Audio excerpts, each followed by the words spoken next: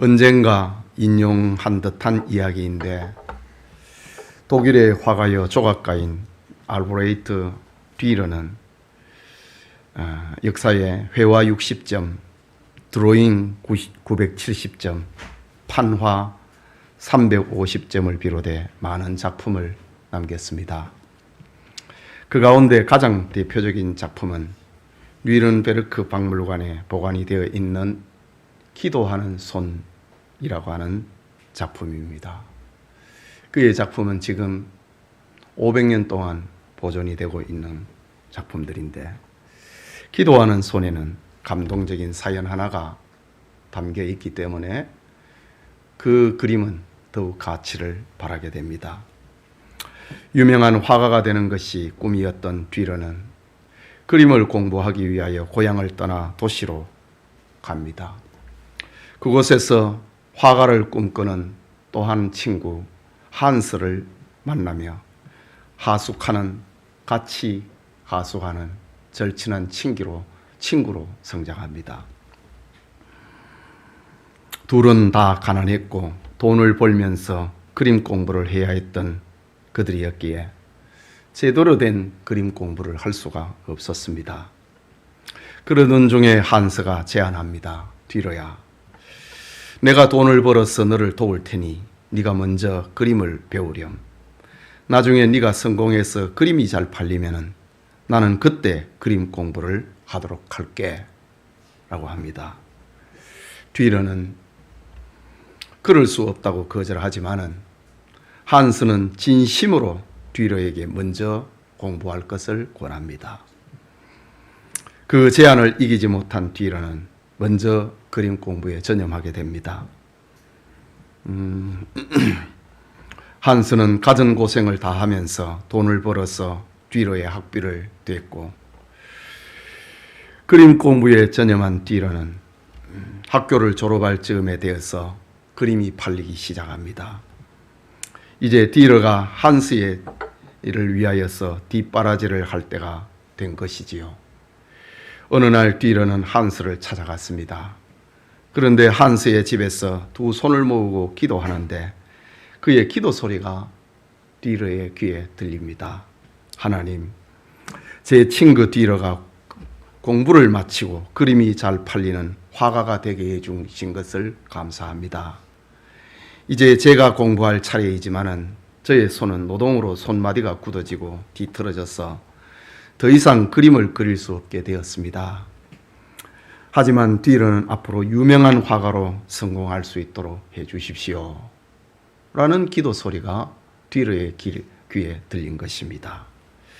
듀러는 눈물을 흘렸지만은 닦을 생각조차 하지 못하고 그 자리에서 연필을 꺼내서 친구의 기도하는 손을 스케치합니다. 이렇게 해서 듀러의 유명한 작품 기도하는 손이라고 하는 드로잉 작품이 탄생이 됩니다. 듀러의 그림의 최고는 바로 자기를 위해서 희생한 한스의 기도하는 손이라는 드로잉이었습니다. 한스는 듀러를 르네상스 시대 최고의 화가가 되게 한 축복의 통로가 되는 것을 즐거워했던 그였습니다. 우리는 오늘 성경에서 우리에게 구원과 축복을 가져다 주는 축복의 통로가 된 한 가정을 만나게 되는데, 그의 가정은 다름 아닌 이삭입니다. 말하자면 하나님의 언약과 축복은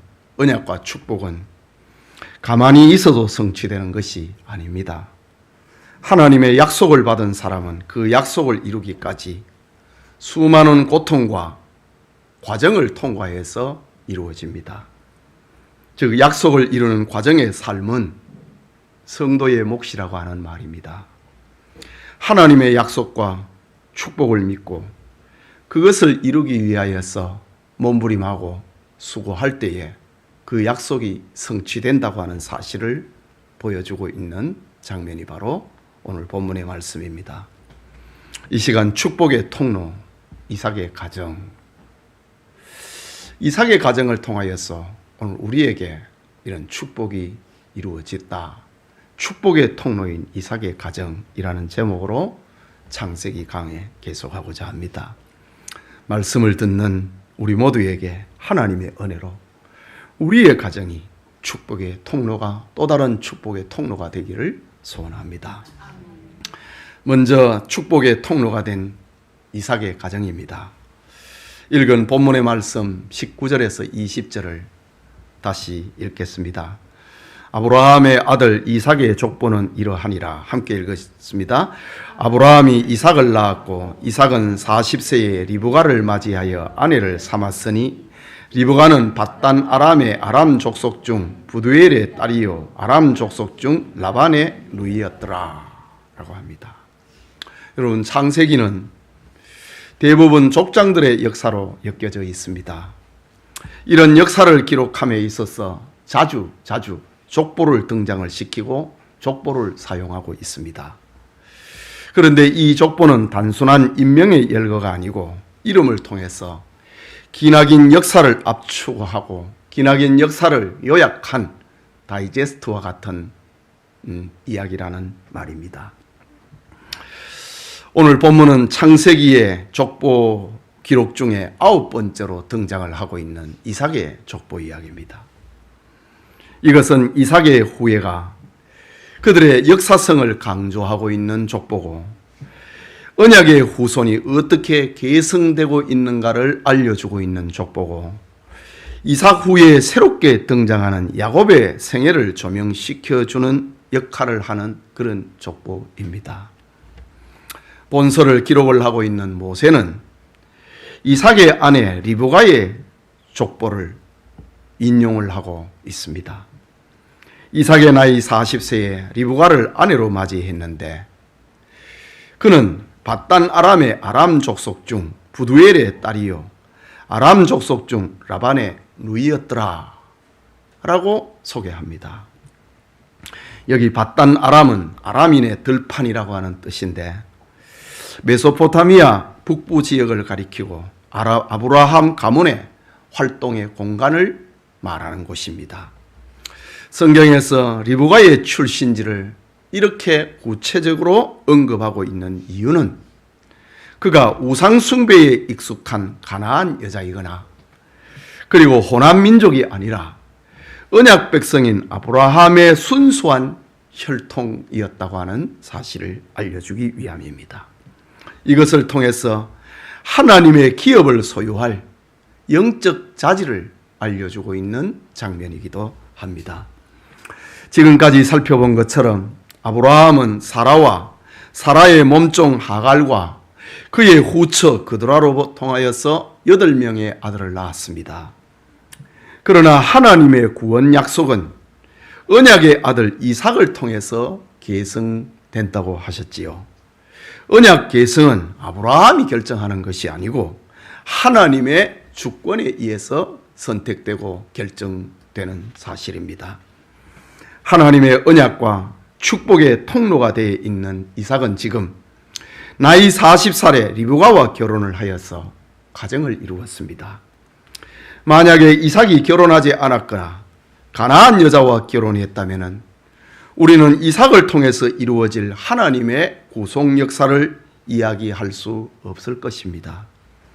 물론 하나님의 계획 속에 이루어진 일이기는 하지만은 믿음의 조상 아브라함의 결정과 선택 그리고 이삭의 순종은 하나님의 약속을 받는 소중한 통로, 가정을 만들어내었다라는 것을 보여줍니다.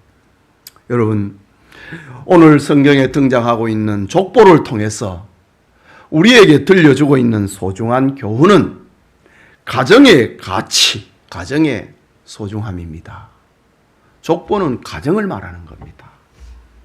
가정은 하나님의 축복과 약속을 담는 그릇이라는 말입니다. 하나님은 지금도 가정이라고 하는 기관을 통해서 언약을 계승을 하시고 축복의 통로를 지금도 만들어가고 계십니다. 그런데 영리한 사탄은 하나님의 축복을 끊는 방법으로 가정을 파괴하고 가정을 지옥처럼 만들고 있습니다.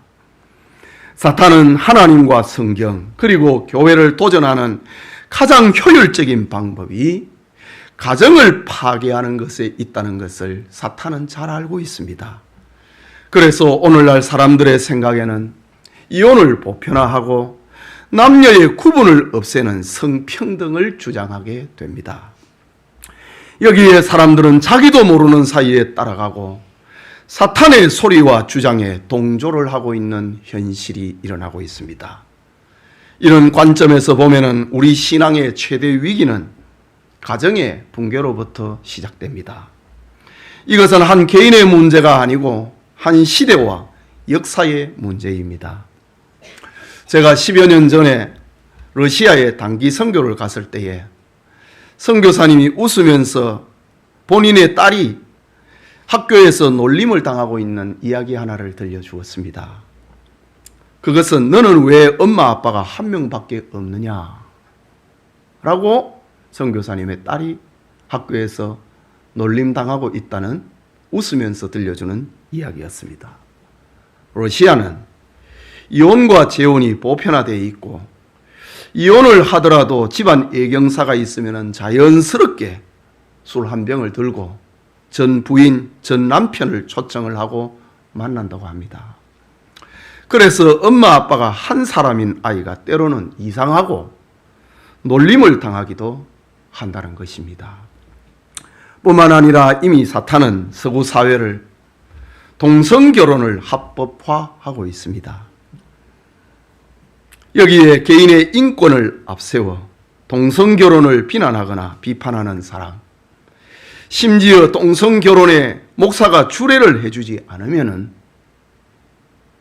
교회를 빌려주지 않고 목사가 동성결혼에 주례를 하지 아니하면은 재판을 받고 벌금을 받든가 감옥살이를 해야 하는 그런 실정이 되었습니다.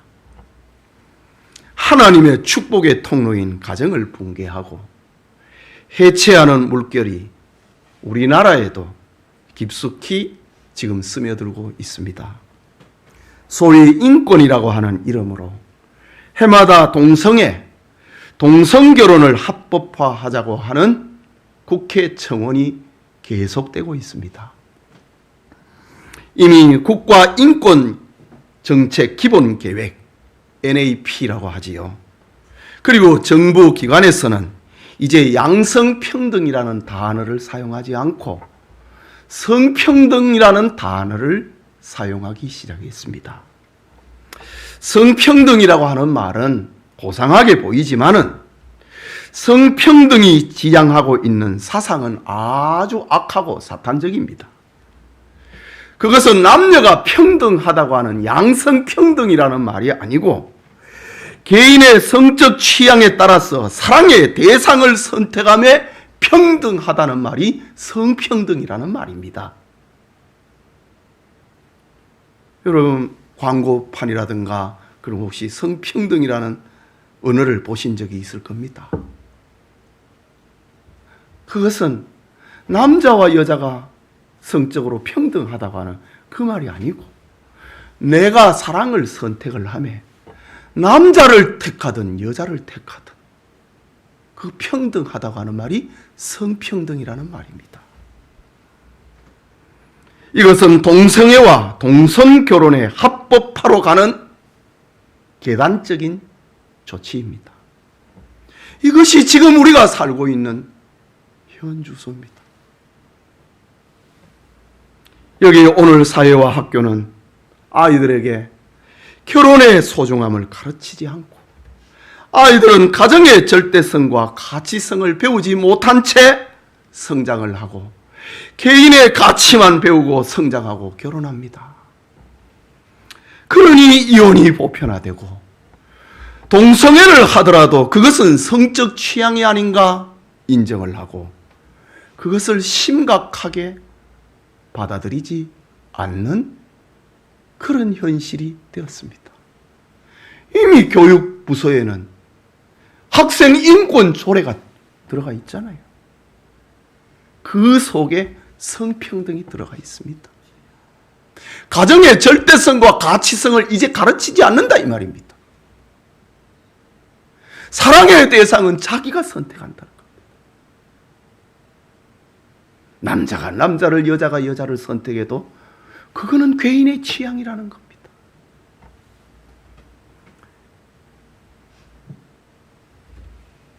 이런 상태에서 결혼을 하니 결혼을 해도 아이를 안 낳으려고 하는 이도 있습니다. 아이는 귀찮고 자기 인생을 불편하게 만드는 존재라는 겁니다. 그러나 남녀가 결혼하여 가정을 이루고 아이를 낳지 않고 사는 것은 자기 쾌락과 자기 행복 추구는 될 수 있어도 그 축복은 거기에서 끝나버립니다. 사탄의 이끌림을 따라가면은 하나님 신앙은 무너지고 교회는 해체되고 젠더 이데올로기라고 하는 사탄주의 사상에 빠집니다. 여러분, 사상 가운데 공산주의 이데올로기 들어봤지요? 민주주의 사상 이데올로기 들어봤지요? 지금은요, 젠더 이데올로기가 퍼져나가고 있습니다. 새로운 이데올로기입니다. 공산주의냐 민주주의냐 이게 아니고 젠더 이데올로기입니다. 젠더 이데올로기는 바로 성평등입니다. 사탄은 이 성평등이라고 하는 것, 성적 취향은 내가 결정을 한다, 남자가 남자를, 여자가 여자를, 그거는 내가 결정을 한다, 이게 젠더 이데올로기입니다. 이것을 통해서 성도들의 신앙을 도전하고 교회를 해체시키고 하나님을 도전하고 있는 새로운 이데올로기가 되었습니다. 사탄은 기막힌 방법으로 하나님을 도전하고 교회를 공격하고 있습니다. 영리한 사탄은 성도의 하나님 신앙을 여러 각도에서 빼앗고 도전하고 무너뜨리고 해체하려고 합니다. 이런 사실을 깨달은 하나님의 자녀된 우리는 하나님의 창조 질서인 가정을 소중한 축복의 기관으로 믿어야 됩니다. 하나님이 만드신 기관의 가정에 하나님의 약속과 하나님의 축복을 담고 그 축복을 계승을 시키는 통로로 만들어야 됩니다.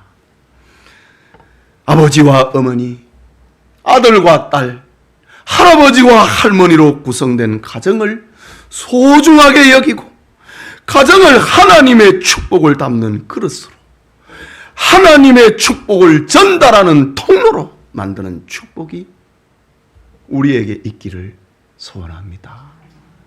여러분, 10년, 20년 전에는 이런 설교를 안 해도 됐다고요. 그런데 오늘의 시대는 이 말을, 이런 설교를 해야 되는 시대가 됐습니다. 젠더 이데올로기가 새로운 사상으로 대두가 되었기 때문입니다. 여기에 부딪히면 교회는 넘어집니다. 젠더 이데올로기가 합법화되면 교회는 무너집니다. 성도들의 신앙은 그냥 무너지게 되어 있습니다. 사탄이 그렇게 하고 있다라는 사실입니다. 이제 우리는 본문을 더 붙들어야 됩니다. 둘째로 생각하고자 하는 것은 하나님의 약속을 기도로 성취하고 있는 이삭의 가정을 봅니다. 본문 21절의 말씀인데, 이삭이 그의 아내가 임신하지 못하므로 그를 위하여 여호와께 간구하며 여호와께서 그의 간구를 들으셨으므로 그의 아내 리브가가 임신하였더니 라고 합니다.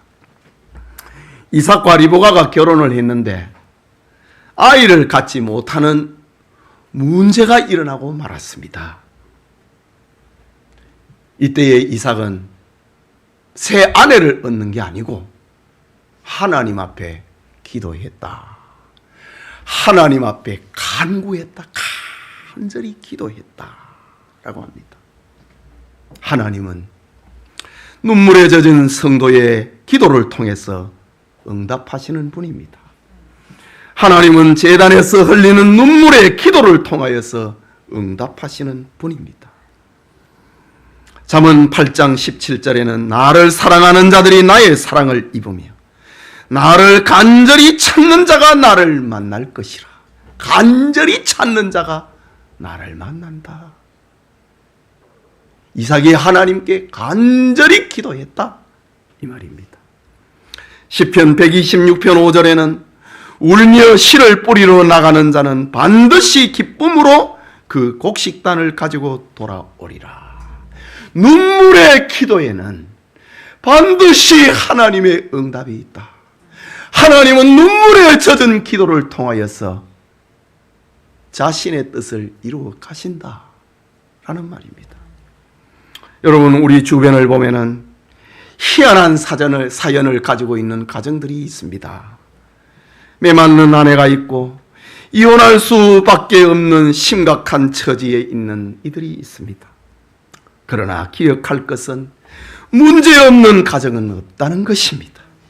아무리 행복한 가정이라도 근심 걱정과 문제는 있기 마련입니다. 오늘 본문의 이삭의 가정도 예외가 아니었습니다. 큰 민족을 이루는 큰 부를 유산을 받은, 언약과 부를 유산받은 이삭이 자식을 못 낳았다. 이게 보통 문제입니까? 그런데 이삭은 문제에 부딪혔을 때에 기도하기 시작합니다. 이삭의 가정은 우리에게 소중한 교훈을 들려주고 있습니다. 행복한 가정, 복된 가정의 비밀은 문제가 없는 것이 아니고 가정의 소중함을 생각을 하고 기도로 문제를 극복을 하고 뛰어넘는 데 있다는 사실을 알려줍니다. 본문을 보면은 이삭은 자식을 낳지 못하는 가정 문제에 하나님을 원망하거나 내 문제인가 네 문제인가 서로를 의심하거나 비판하지 않습니다. 그는 하나님 앞에 기도했다 라고 합니다.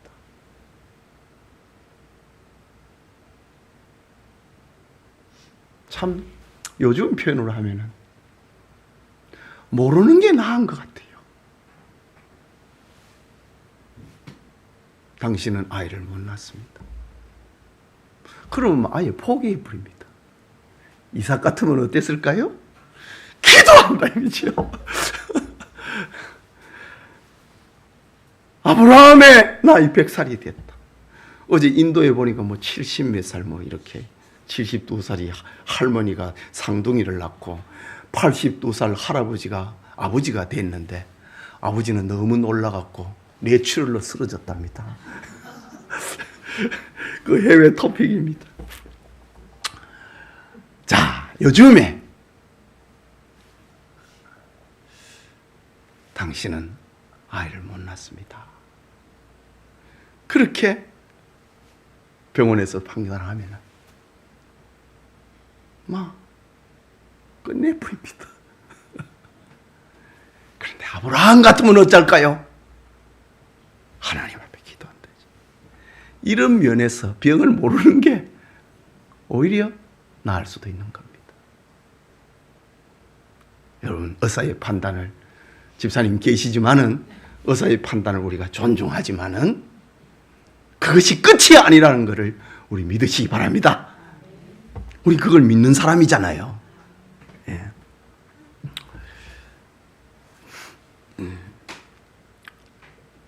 오늘 본문을 보면은 이삭은 자식을 낳지 못하는 이런 사실 앞에 비판하고 의심하고 서로를 원망하기보다는 하나님 앞에 기도했다라는 사실입니다. 이게 축복의 통로인 이삭의 가정의 상징성입니다. 이것을 우리의 삶에 적용을 하면은 어떨까요? 오늘날 우리 가정의 위기는 돈이 없는 것이 아니라는 말이지요. 건강을 잃은 것도 아니고 자녀가 없는 것도 아니고 가정의 위기는 기도가 없다는 사실부터 시작되는 겁니다. 가정의 위기는 기도를 잃어버리고 기도를 포기할 때에 찾아오는 겁니다.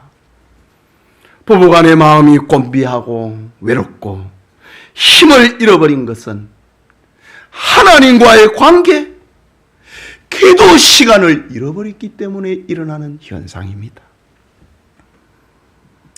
그러나 기도가 시작이 되고 기도로 하나님과의 관계가 회복이 되면은 지나온 상처들은 다 치유됩니다. 이것이 신앙세계입니다.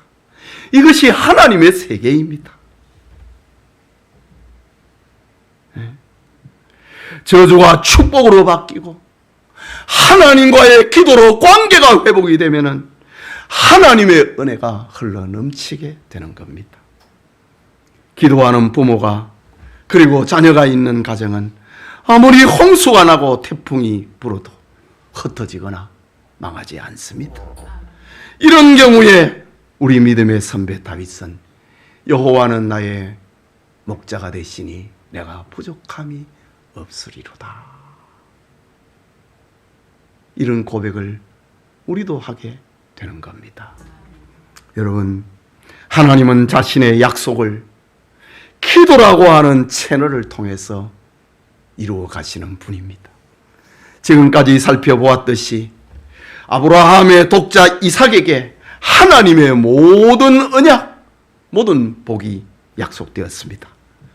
그런데 하나님의 축복은 기도라고 하는 과정을 통해서 하나씩 하나씩 이루어 가도록 하셨다는 사실입니다. 큰 민족을 이룰 것이라고 하는 하나님의 약속을 받은 이삭은 결혼을 했지만은 아이를 갖지 못했습니다. 이때 이삭은 하나님 앞에 기도함으로 하나님의 약속을, 축복을 이루어 갔다고 하는 사실입니다. 이삭은 이런 기도를 아버지 아브라함의 삶에서부터 배워왔던 것입니다. 그렇다면 기도 생활은 하나님의 축복과 약속을 우리의 실제의 삶에서 누리게 하는 소통의 창구고 하나님 백성에게 주신 특권이라고 하는 사실입니다. 우리는 이 특권을 누려야 됩니다. 약속을 바라보고 그것이 성취되기 위해서 이삭처럼 하나님 앞에 간절히 기도해야 됩니다. 약속을 받았다 할지라도 그 약속은 저절로 이루어지는 것이 아니고 기도를 통하여서 이루어진다는 사실을 오늘 이삭 가정을 통하여서 우리에게 알려주고 있습니다. 그렇기 때문에 기도의 중요성은 아무리 강조해도 지나침이 없는 것입니다. 삼손의 어머니는 아들이 없어 하나님 앞에 기도했습니다. 그 기도로 얻은 아들이 바로 한 시대를 구원해냈던 삼손입니다. 사무엘의 어머니 한나도 아들이 없어서 가슴을 치며 통곡을 하며 하나님 앞에 기도했습니다. 한 시대를 건져낼 인물을 주시려고, 사무엘이라고 하는 인물을 주시려고 하나님은 한나에게 기도하도록 하셨습니다. 세례 요한도 어머니가 아이가 없어서 오랫동안 기도했습니다. 그래서 얻은 아들이 세례 요한이었습니다. 하나님은 자신이 약속하신 구원과 축복, 그것을 누리는 방법에 기도가 있다고 하는 사실을 이삭의 가정을 통해서 우리에게 알려주고 있다라는 사실입니다. 그러므로 우리는 기도하는 일에 시간을 내야 됩니다. 누구 때문에 하는 것이 아니고 자기와 자기 가정을 위해서, 하나님의 축복을 이루기 위해서 기도해야 됩니다. 새벽에 기도, 저녁에 릴레이 기도, 평일에도 낮에도 여기 문이 항상 열려 있습니다. 우리 이 아름다운 공간을 선용을 하는 하나님의 축복은요, 내가 가만히 있으면 안 이루어집니다. 하나님이 확실한 약속을 이삭에게 줬잖아요. 그런데 그게 저절로 이루어지는 게 아닙니다. 기도해가지고 하나씩 하나씩 이루어가는 그것을 우리에게 보여주고 있는 것이 축복의 통로가 된, 축복의 통로로 사용을 받고 있는 이삭 가정이 우리에게 주는 교훈입니다. 기도를 통하여 하나님의 축복을 경험을 하고, 기도를 통하여서 축복의 통로로 우리의 가정이 쓰임을 받는 그런 은혜가 있기를 소원합니다. 마지막으로 이삭의 가정은 기다림으로 기도가 응답이 된 가정입니다. 본문 24절에서 26절에 그 해산 기한이 찬즉 태에 상둥이가 있는데 먼저 나온 자는 붉고 전신이 토록 같아서 이름을 에서라 하였고, 후에 나온 아우는 손으로 에서의 발꿈치를 잡았으므로 그 이름을 야곱이라 하였으며, 리브가가 그들을 낳을 때에 이삭이 60세였더라. 저 에서와 야곱의 이야기는 다음 시간에 우리가 살펴볼 겁니다. 오늘은 축복의 통로가 되고 있는 이삭의 가정에 집중합니다. 본문의 말씀처럼 리브가가 두 아들 상둥이를 낳을 때에 이삭은 그의 나이가 60살이었다고 합니다.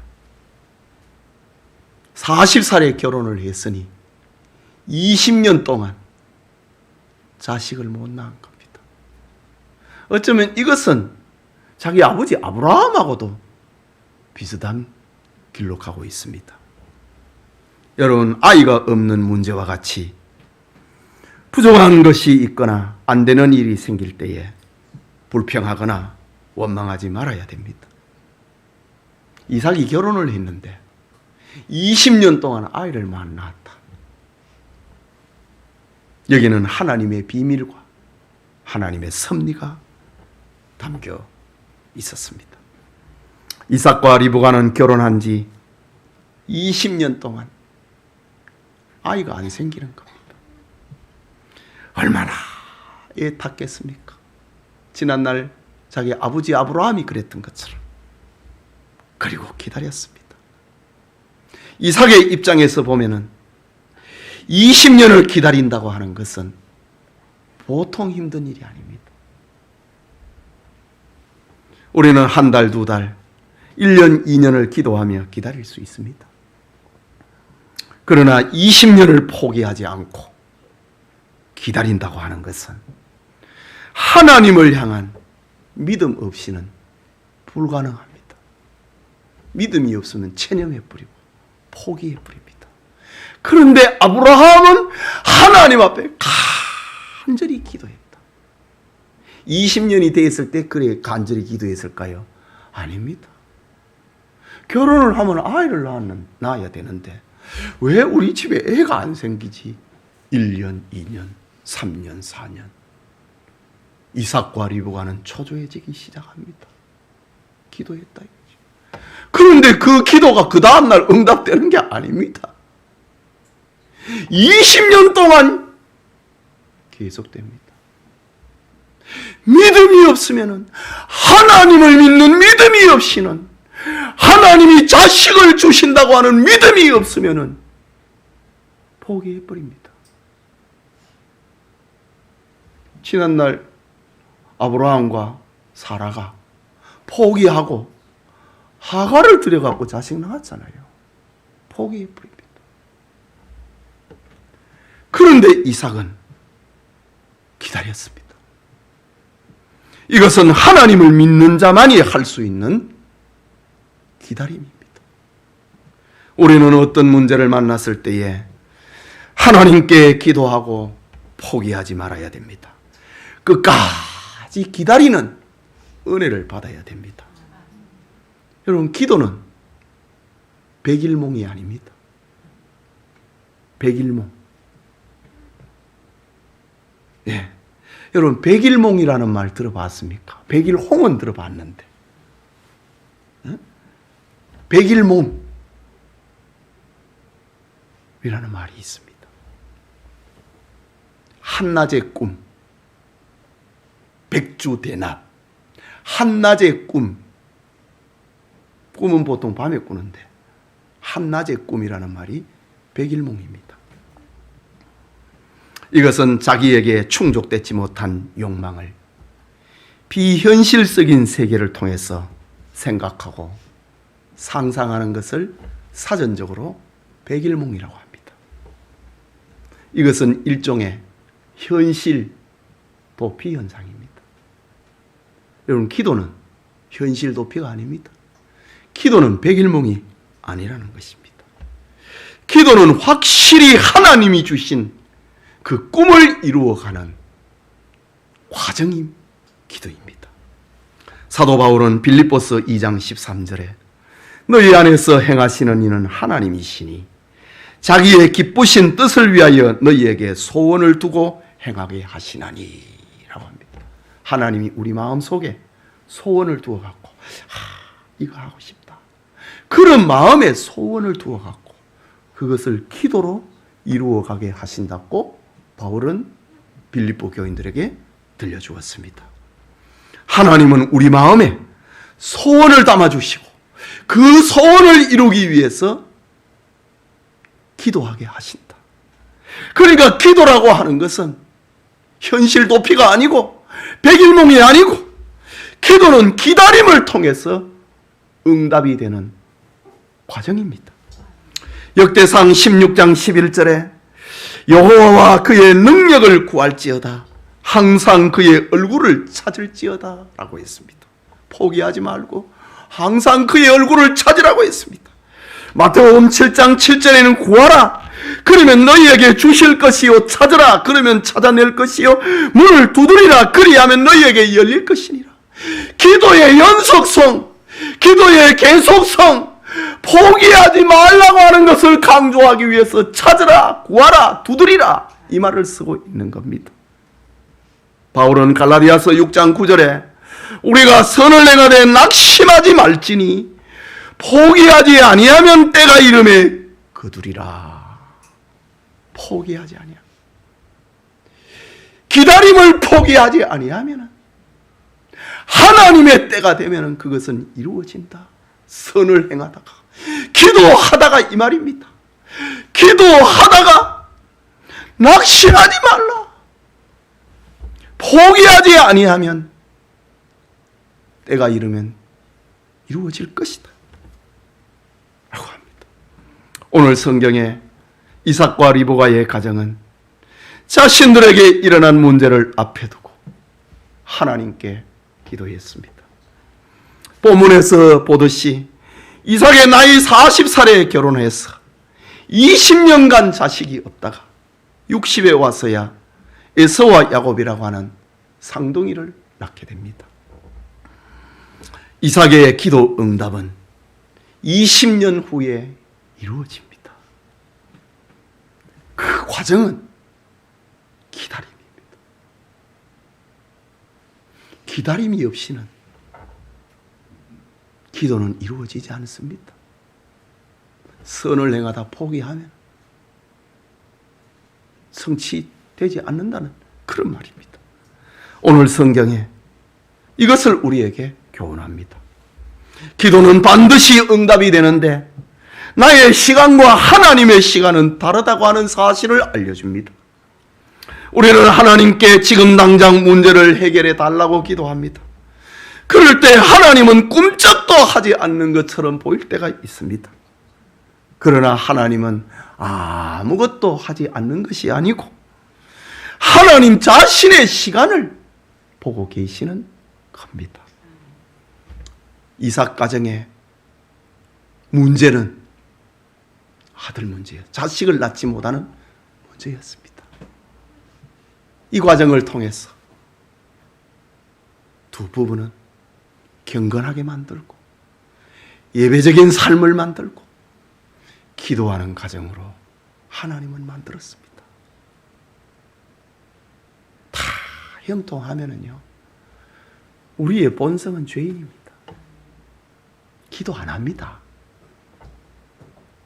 여러분의 가정에 가끔 가다가 문제가 일어난다고요. 그 문제 없으면은 만사 형통하면은 여러분 절대 때로 예배적인 인격자는 안 될 겁니다. 기도하는 사람은 안 됩니다. 오늘 이삭이 결혼을 했는데 정말 만인의 축복을 받으면서 결혼을 했는데 자식을 못 낳으니까 그 기쁨을, 그 즐거움을 누리지 못하는 겁니다. 사람들 앞에 가도 어메 기가 죽네, 자식이 없으니까.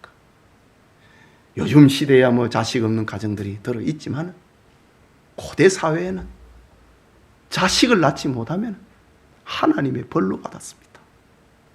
그러니 그 큰 가업을 이어받았는데 만인의 축복을 받는 그런 결혼을 시작했는데 이삭의 집에 뭐가 없는 게 있습니까?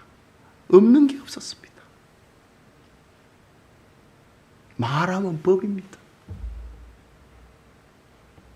그런데 20년 동안 자식을 낳지 못함으로 인해서 하나님만 쳐다보게 만들고 간절하게 기도하는 가정이 되도록 만들고 안전을 펴지 못하도록 만들었던 것입니다. 이것이 하나님의 시간이었습니다. 하나님의 때였다고 하는 겁니다. 우리의 형편을 생각하고 때로는 이제 모든 것이 끝났다고 좌절할 때도 있을 것입니다. 그러나 이삭을 보십시오. 그는 기다림을 통하여서 신자가 됩니다. 기다림을 통하여서 족장으로 성장합니다. 기다림을 통해서 그의 기도가 응답이 됩니다. 그는 기다림을 통해서 하나님의 약속을 받아 누렸습니다. 기도와 기다림의 축복이 우리에게도 있기를 소원합니다.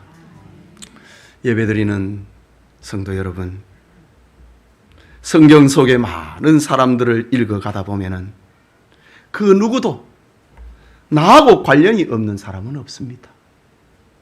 성경이 하나님의 말씀이 될 수밖에 없는 이유 중에 하나가 성경에 나오는 사람들의 경험이 나의 경험 같고 사람들의 실패가 나의 실패하고 비슷하기 때문입니다. 그래서 성경은 나의 마음을 움직이고 영혼을 움직이고 눈물과 회개와 감사를 가져다 주는 것입니다. 오늘 우리는 축복의 통로 이삭의 가정이라고 하는 말씀을 받았습니다. 이삭의 가정을 통해서 우리에게 주시는 메시지는 하나님이 만드신 가정은 하나님의 약속과 하나님의 축복을 담는 그릇이라고 하는 사실입니다.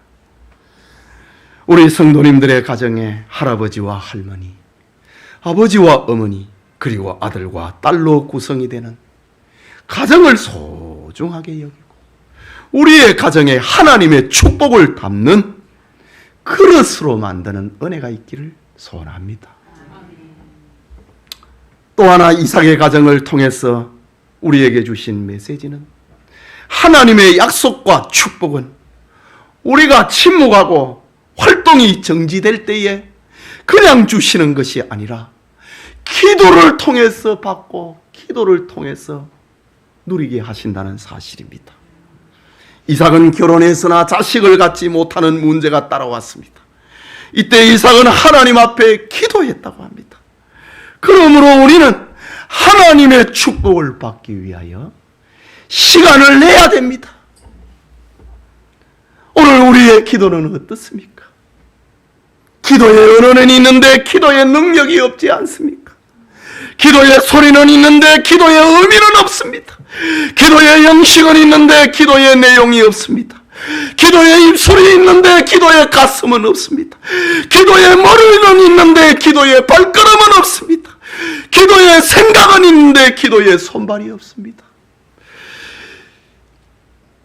기도의 풀잎은 있는데 기도의 열매가 없습니다. 기도의 하늘은 있는데 기도의 땅은 없지 않습니까? 기도하는 터전이 어디에 있느냐? 이 말입니다. 기도는 하나님의 약속과 축복을 받아 누리는 소중한 창고라고 하는 사실을 우리에게 알려주고 있습니다. 이삭을 가정을 통해서 우리에게 주시는 또 하나의 메시지는 기도하고 기다려야 된다는 사실입니다. 이삭은 20년 동안 기도했고 기다림 속에서 아들을 얻게 됩니다. 우리가 하나님 앞에 올리는 기도도 절대로 땅에 떨어져 없어지지 않습니다. 기도는 하나님의 그릇에 모아지고 저축이 되고 있습니다. 하나님의 시간, 그 하나님의 때가 되기를 우리는 기다리고 그날을 생각하고 그것을 믿고 기도해야 한다는 사실입니다. 혹시라도 우리의 생애에 성취됨이 없어도 실망하지 말아야 됩니다.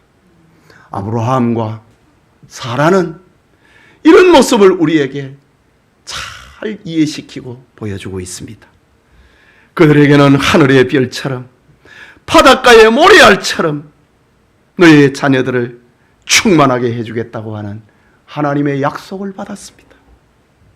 그러나 아브라함 부부는 하나님의 약속 가운데 이삭만을 보았습니다.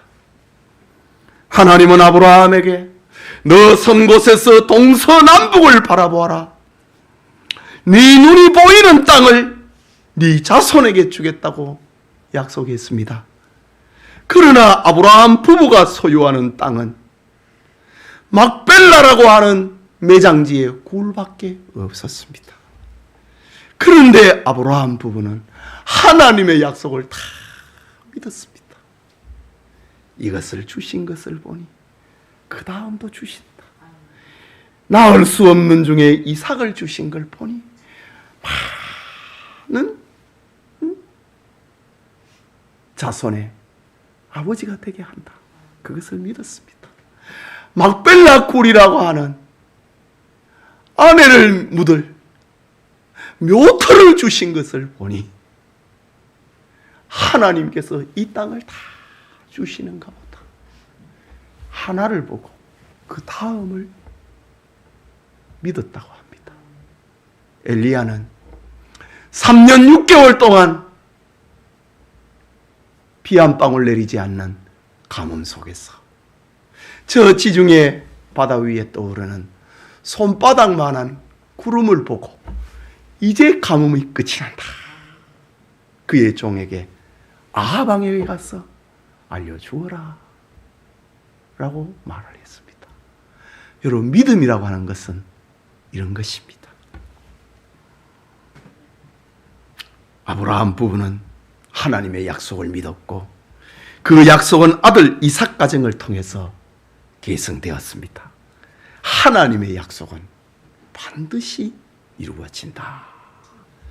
예배드리는 우리 성도님들의 가정이 축복의 통로가 되고 기도로 문제를 해결하고 믿음과 기다림을 통하여서 하나님의 축복을 누리시기를 소원합니다.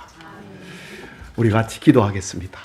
하나님, 우리의 가정이, 내 가정이 축복의 통로 이삭의 가정 같게 해주십시오.